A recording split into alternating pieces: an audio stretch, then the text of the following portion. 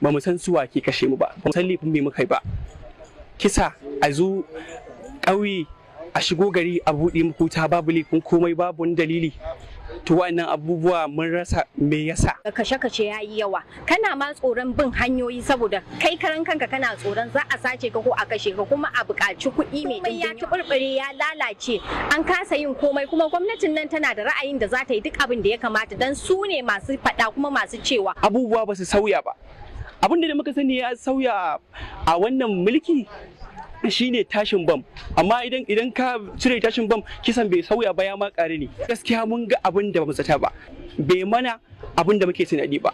Ni ce shugaban kasa ta Najeriya zan fara duba su karan kansu security din menene albashinsu na farko dan in ka lura albashinsu ma bai ishe su ba. Su karan kansu za su tsaya akan titi suna nema roƙo suke a basu kuɗin abinci da sauransu.